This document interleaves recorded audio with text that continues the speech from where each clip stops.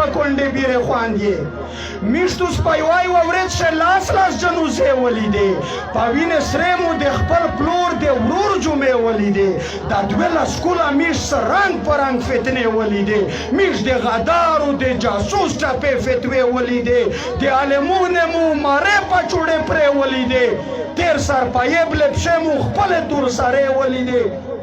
میژ و سپینږیري ته شیرې زیاړې دیګې ولیدې په چک پوشټینه هم د فوج بې عزتې ولیدې میژ په کیرینه د راسیل پنجاب چپې ولیدې میژ د ځوانونو د لاشې په غرمتې ولیدې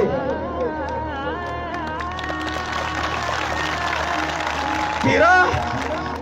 یوه میاشت میژ د خپل مړه سره ژړو وکړي نه میډیا کوریج وکړو نه څوک توجه وکړي الټا پنجاب د میش په غم پرې خندو وکړي دغه حکومت سره هره نارو وکړي د مو د نانګو د غیرات د مول سودو وکړي هر څه چې زدو ته یورای نن د سبو وکړي نه کانن نشوه روپی دور تاریخ ته نماب کوي چې د ظالم نه وکې جوړ تاریخ ته نماب کوي خدایو پښتنه کو ضرور تاریخ ته نماب کوي کانن ورځ پوته شوه په کور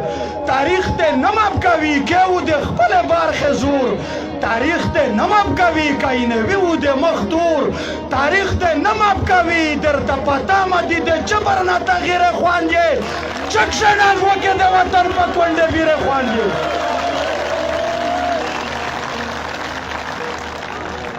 ظلم ستمو په ژړو کړل رنځیرې خواندې چک شنان وکې د وطن په کونډه بیره خواندې همیش د کلي نه همیش د خوره نه ژوندي ژوندي ځوانونو ورک شوي همیش د خوره نه ژوندي ژوندي ځوانونو ورک شوي د چا خاوند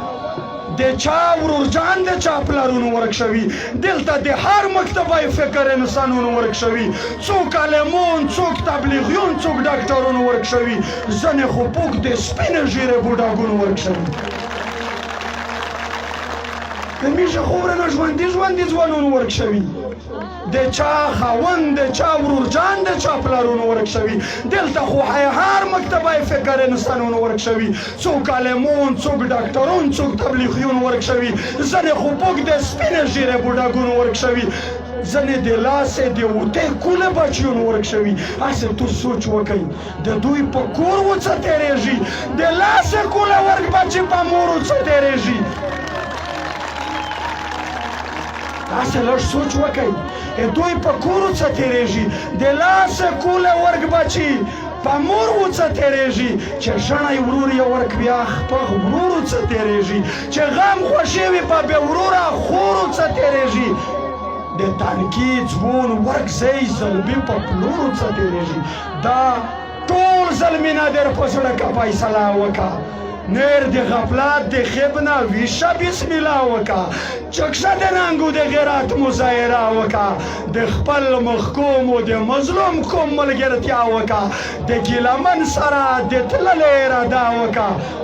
دا وکړو درته په ژوند پرې ظاهرې خواندې چکشه ننګ وکې د وطن په کونډه بیرې خواندې